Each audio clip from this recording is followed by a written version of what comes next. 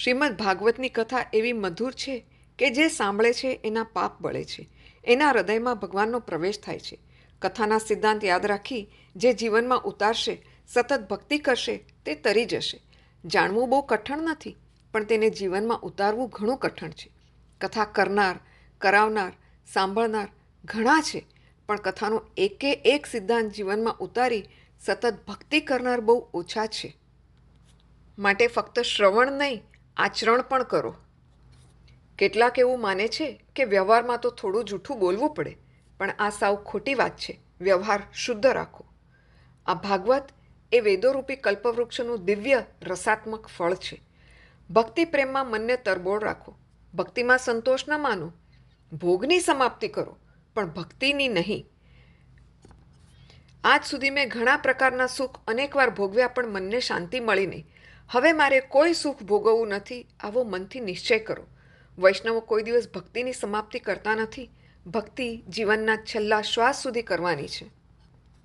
નૈમિષારણ્યમાં 88,000 ઋષિઓ એકઠા થયા છે. ત્યાં સુજી પણ પધાર્યા. શૌનકજીએ સુજીને પ્રશ્ન કર્યો, જીવ માત્રનું કલ્યાણ શેનાથી થાય છે તે કહો. મનુષ્ય માત્રનું કલ્યાણ થાય એવો ઉપાય બતાવો. કલિયુગના શક્તિહીન માણસો પણ કરી શકે એવું સરળ સાધન બતાવો. આ કલિયુગના માણસો મંદ બુદ્ધિવાળા અને મંદ શક્તિવાળા છે.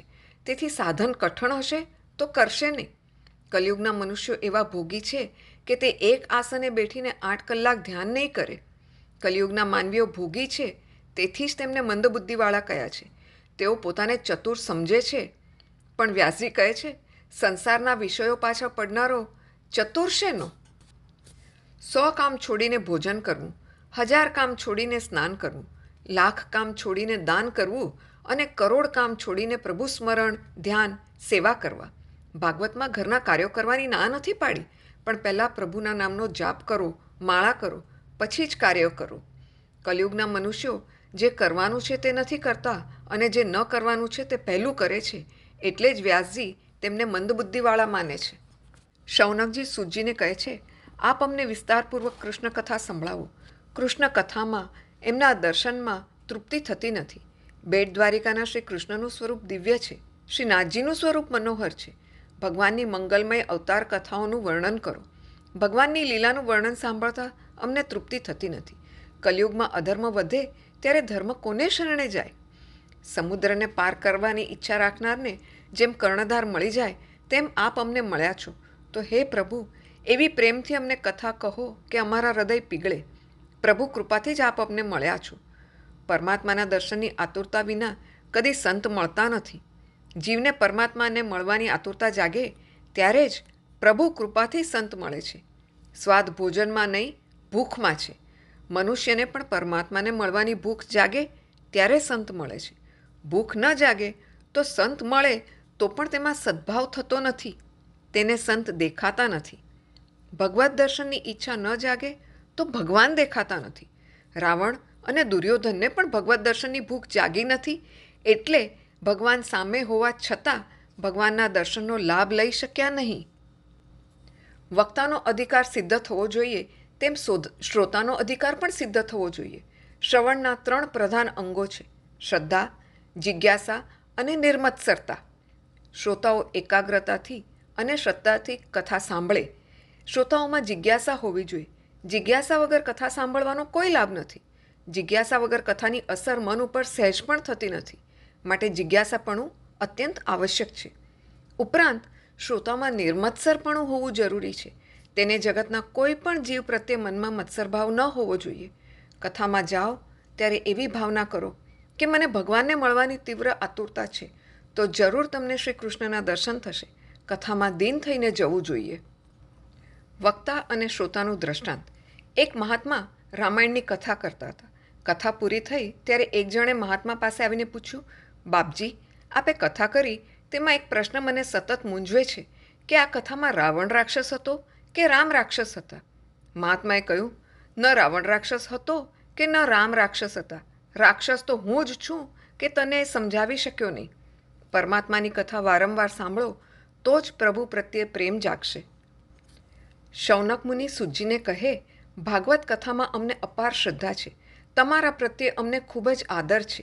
અનેક જન્મોના પુણ્યનો ઉદય થાય ત્યારે જ અધિકારીને વક્તાના મુખેથી કથા સાંભળવા મળે છે. શ્રોતામાં વિનય હોવો જોઈએ તેમ વક્તામાં પણ વિનય હોવો જોઈએ. સૂતજી વિનય દાખવે છે. સૂતજીએ શ્રોતાઓને ધન્યવાદ આપ્યા છે. સૂતજી કહે છે, કથા સાંભળીને તમારે જે કરવું હોય તે તમે કરો, પણ તમે શાંતિથી શ્રવણ કરો તે જરૂરી છે. શ્રવણ એ પહેલી ભક્તિ છે. રૂકમિણીજીએ પોતાના પત્રમાં શ્રી કૃષ્ણને લખ્યું છે કે તમારી કથા સાંભળ્યા પછી તમને પરણવાની ઈચ્છા થઈ છે. તેથી શ્રુત્વા શબ્દ વાપર્યો છે. ભગવાનના ગુણો સાંભળીને ભગવાન પ્રત્યે પ્રેમ ઉત્પન્ન થાય છે.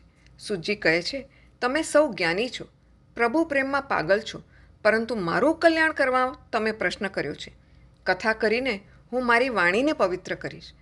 પ્રારંભમાં સૂતજી સુખદેવજીને વંદન કરે છે, પછી ભગવાન નારાયણને, કારણ નારાયણ ભારતના મુખ્ય દેવ છે. નારાયણમ નમસ્કૃત્ય શ્રી કૃષ્ણ ગોલોકમાં પધાર્યા છે. સર્વ અવતારોની પૂર્ણાહુતિ થઈ છે, પરંતુ આ નારાયણની સમાપ્તિ થઈ નથી અને થવાની નથી. તે પ્રજાનું કલ્યાણ કરવા માટે આજે પણ તપશ્ચર્યા કરે છે. શંકરાચાર્યજી અને નરનારાયણનું દ્રષ્ટાંત. શ્રી શંકરાચાર્યજીએ નરનારાયણના દર્શન કર્યા પછી ભગવાનને વિનંતી કરી, હે ભગવાન, હું તો મહાન યોગી છું, તેથી આપના દર્શન કરી શક્યો, પણ કલિયુગના ભોગી માણસો આપના દર્શન કરી શકે તેવી કૃપા કરો. ભગવાને પ્રસન્ન થઈને કહ્યું, બદ્રીનારાયણના નારદકુંડમાં સ્નાન કરો અને ત્યાંથી મારી જે મૂર્તિ મળે તેનું સ્થાપન કરો. બદ્રીનારાયણ ભગવાનની સ્થાપના શંકરાચાર્યજીએ કરી છે. મનથી બદ્રીનારાયણને પ્રણામ કરો. જે જાય બદ્રી તેની કાયા સુધરી. બદ્રીનારાયણનું સ્વરૂપ ખૂબ જ દિવ્ય છે. તેઓ પદ્માસનથી બિરાજમાન છે. જમણા સાથળમાં ડાબો પગ અને ડાબા સાથળમાં જમણો પગ છે. બદ્રીનારાયણ તો રાજાધિરાજ છે, પણ સેવા તપસ્વી જેવી છે. લોકો બદ્રીનારાયણના દર્શને જાય ત્યારે નારદ કુંડમાં ગરમ જળમાં સ્નાન કરે છે, પણ ઠાકોરજી માટે અતિ ઠંડુ જળ આવે છે. ઠંડા જળથી ઠાકોરજીનો અભિષેક થાય છે. સખત ઠંડીમાં પણ ઠાકોરજીને ચંદનની પૂજા કરવામાં આવે છે. બદ્રીનારાયણમાં નારાયણ સેવા પછી લક્ષ્મીજીની સેવા થાય છે. બદ્રીનારાયણમાં વિષમતા છે. મંદિરમાં લક્ષ્મી અને નારાયણ સાથે જ બિરાજમાન હોય છે, પણ અહીં લક્ષ્મીજીની મૂર્તિ મંદિરની બહાર છે. તપશ્ચર્યામાં સ્ત્રીનો, દ્રવ્યનો, બાળકનો સંગ બાધક છે. નારાયણે લક્ષ્મીજીને બહાર બેસીને ધ્યાન કરવા કહ્યું છે અને હું અંદર બેસીને ધ્યાન કરું છું. તમે બહાર બેસો. જગતને પ્રભુએ આદર્શ બતાવ્યો છે. સુંદર હીરો પણ ધૂળમાં પડે તો સંગને કારણે મલિન થઈ જાય છે. માયાનો સંગ ગમે તેવા તપસ્વીને પણ મલિન કરે છે, માટે માયાથી દૂર રહો. ભરતખંડના માલિકદેવ શ્રી નારાયણ ભગવાન કૃપા કરે અને તમને બોલાવે ત્યારે પ્રત્યક્ષ દર્શન કરજો. આજે અહીં મનથી નારાયણના દર્શન કરો. પ્રેમથી સ્મરણ કરો કે ચતુર્ભુજ નારાયણ પદ્માસનમાં બિરાજ્યા છે. મનથી કોઈ પાપ થાય તો તેની પણ સજા થાય છે.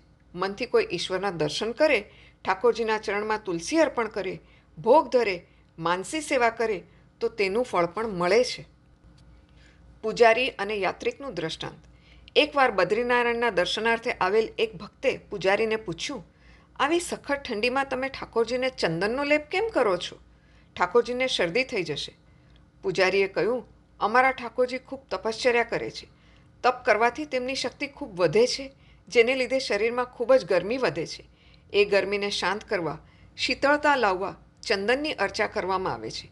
દેહને સજાવવાને કે શૃંગાર કરવાને બદલે ઠાકોરજીને શૃંગાર કરજો. ધંધા રોજગારીમાંથી 10મો ભાગ કાઢી એ પૈસા ધર્મ કાર્યમાં વાપરજો. ધનનો દુરુપયોગ થાય તો ધન ઝેર બની જાય છે.